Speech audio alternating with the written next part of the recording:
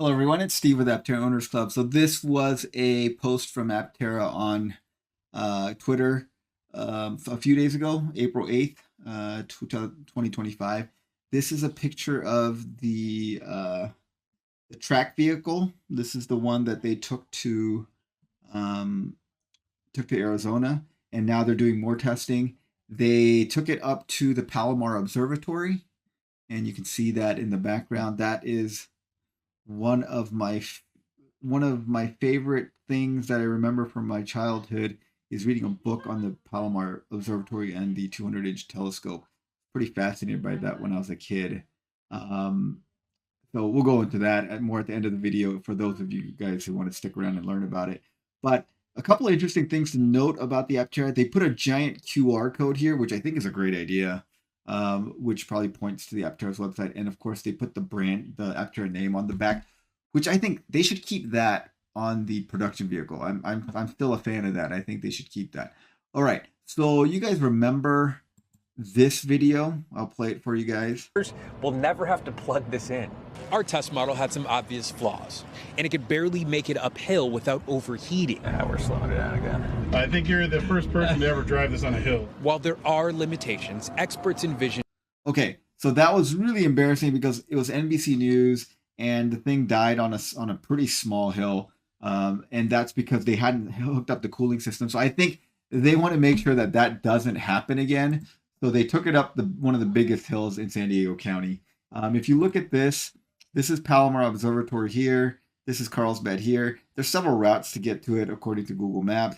I'm guessing that they took this route. That's the most direct route in terms of using larger roads and has the least amount of elevation gain, even though it's not the shortest. Like if you take this route, this elevation gain is 8,241 feet with almost 3,000 feet of elevation loss. That's because there's a lot of hills kind of in this area. If you look at this is 7,178 miles. It's mostly flat, and then it's just one continuous climb here.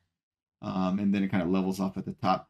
This one is even longer, and it has a little bit 500 more feet of elevation gain. So I'm guessing this is the way that they went. That would be a round trip of a little bit of 100 miles, which should be zero problem for the 42 kilowatt hour battery pack. And there is a substantial hill here that you have to climb. So I couldn't get the exact details on Google Maps on this, but it starts off in Carlsbad, which is basically sea level 50 to 70 feet, and climbs up to 5,600 feet essentially. If you look at like Strava, for those of you guys who are cyclists or runners are probably familiar with Strava, there is a segment that does the entire Palomar Mountain climb. It's about 11.5 miles with an average grade of 7% and climbs 4,100 feet over 11.5 miles. That is a pretty steep hill. If you look at this, it is, if you look at the elevation profile here, it goes 5 to 8 to 9%. And then there's a little bit of a flattish part here, and then it climbs again. And I think there's certain parts of this that are like over 10%. If you scroll through it, there's a few parts that's over 10%. Anyways, it's about an average 7% grade. It's pretty steep. And looking at the list of the overall leaderboard on this segment, it is ridiculous. I don't know who this Chris Horner guy is, but he climbed up the thing at like 13 and a half miles per hour, which is insane. And the power output these guys were putting out was like 350 to 400 watts sustained over an hour, which is a ridiculous amount of power and stamina. I don't know if you guys know who Phil Guyman is. He has a great YouTube channel called Worst Retirement Ever. If you guys are into cycling, I highly recommend it. But Phil Guyman is an ex-pro cyclist that has a pretty cool website where he talks about cycling and doing KOMs and going up mountains. So this was probably in one of his videos. I didn't look for it. But anyways, this is a serious climb, and they climbed it, and they took a picture at the top. So that's great. And I think they just want to make sure that they don't have a repeat of this event where it dies on a hill. And this stresses out their cooling system. Now, it's not super hot in California yet. I think today in inland California was about 85 degrees. I mean, that's decently hot, but it's not like 120 or anything like that, or 110, but they are going continuously up a mountain at a 7% grade for almost 12 miles, which is going to stress the cooling system of any vehicle. And they did it. So I think that's very, very good. All right.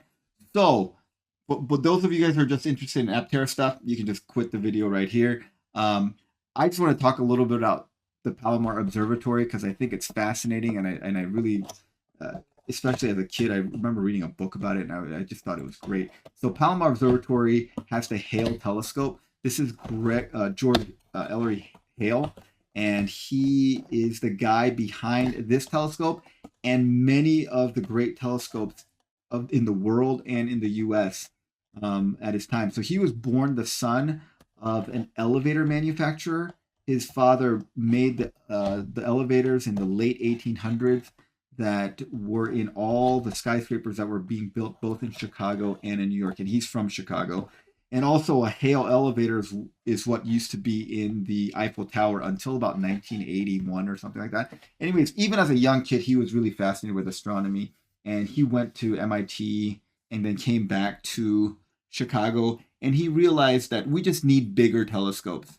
And the first thing he did is he talked one of his one of the wealthy industrialists in Chicago to build a 60-inch refractor telescope, and it's at the Yerkes Observatory, and it is now not really a scientific observatory anymore. It's more of a tourist destination and an outreach place. This used to be run by University of Chicago, but University of Chicago then donated to the Yerkes Observatory Foundation, and this was the largest refractor telescope in the world at the time of its building. And I think it is still the largest refractor telescope. Now, the difference between refractor and reflector telescopes is refractors use lenses.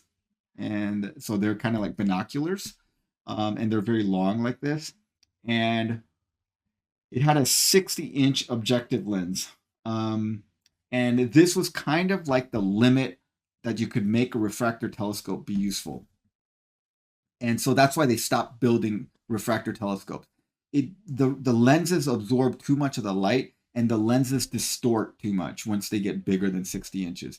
So they stopped making it. But this was for a time the largest telescope in the world, and George Hale was the guy that built it. The next thing he did is he realized that was not good enough, and he built a 100-inch telescope on Mount Wilson. And Mount Wilson is this mountain that's just north of Pasadena where he lived. And this is, it's kind of weird to think that they used to build telescopes on these mountains because you want dark skies.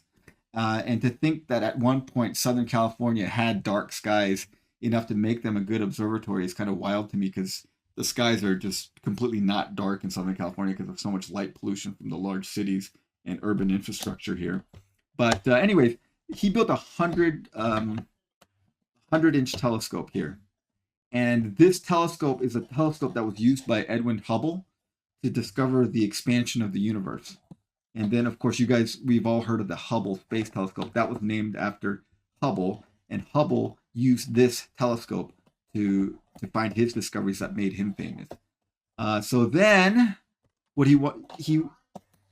Greg Hale wanted to build a 200-inch telescope. Now, there were several like engineering issues with a 200-inch telescope.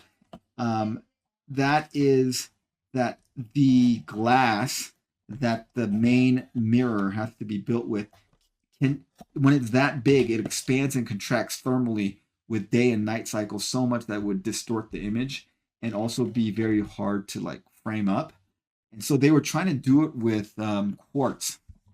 And I think it was GE that was trying to do it for him. And they were trying to do it with quartz, but it just was not working. And so he went to Corning, and Corning made it out of a glass that they had just discovered called Pyrex. And if you go to Corning's Museum of Glass, they have the first one. So it says here, 1928, the famed astronomer George Ellery had a vision. He wanted to build the world's largest telescope at Palomar Mountain in California, a research instrument Oh, the other interesting thing about George Hale is he started Caltech. He one of the co-founders of Caltech, which is awesome. So this guy did a lot of amazing things. So he asked Corning to pour the blank for the disc, and so they tried to pour it once. It failed, and that failed disc is still in the Corning Museum of Glass in New York. So you guys can go check it out if you live in New York. But then the second attempt was successful. It annealed for a year. So they let it slowly cool down over a year's time so as not to fracture the glass. And this basically at the time was something of interest for the whole country. And what they did is they transported it from New York to California on a train, upright like this. And you can see these pictures. They had it like this, and they would stop at towns along the way, and large crowds would gather, and the back of it was ribbed like this to make it lighter, and it was cool. Then they took it to Pasadena, and then they spent several years grinding it. I think they started grinding it before World War II, and then they paused grinding it while World War II was happening, and then it um, uh, resumed grinding after World War II, and they finally installed it. And now there is it was the largest telescope in the world until 1993. So when I was a kid, it was still the largest telescope in the world, which is why I was kind of fascinated with it. And now there's much bigger places like the observatory on the big island of Hawaii, which makes sense. That's like out in the middle of nowhere in the middle of the Pacific. So light pollution is almost non-existent there. So that must be an amazing telescope to observe on. But anyways, this is where they went to. So you can see here, I think the angle they took it at is they parked the car like here, and then took a shot of this. But it's a beautiful area. And if you go there, there's several good campsites along here. I took a group to Doane Valley Campground several years back, and it is beautiful. It's a nice area. So if you guys are into camping, I highly recommend Palomar. And you can take a visit up to the observatory. They let visitors in most of the time, and I think certain nights people are allowed to actually like look through the telescope, or at least one of the telescopes in there. I think there's multiple telescopes in there, so it's really, really cool. And the last thing I love about this observatory is during the dedication, one of the people gave a speech, and the speech has a line which is one of my favorite quotes of all time. And this is the quote.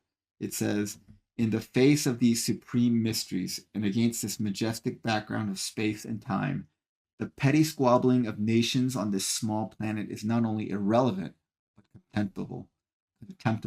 Adrift in a cosmos whose shores he cannot even imagine, man spends his energies fighting with his fellow man over issues which a single look through this telescope would show to be utterly inconsequential. We need in this sick world a perspective and astronomer." It just kind of lets you know where our place in the world. Our lives are very short. Our planet is very tiny. And most of the things that people worry about are irrelevant and not, they don't matter. And so, yeah, I thought this is one of my favorite quotes in the world, is this quote from the dedication of the Palomar Observatory. All right, well, for those of you guys who stuck it with me towards the end of this whole thing, thanks for watching. I think Aptera is doing great by doing this testing. Again, I think funding is the biggest issue. That they're continuing to do this validation while they're looking for funding, and hopefully they find some funding. We can get our Apteras, and we can all take pictures like this. I definitely want to take my Aptera up to the observatory. That's awesome. Thanks for watching, guys.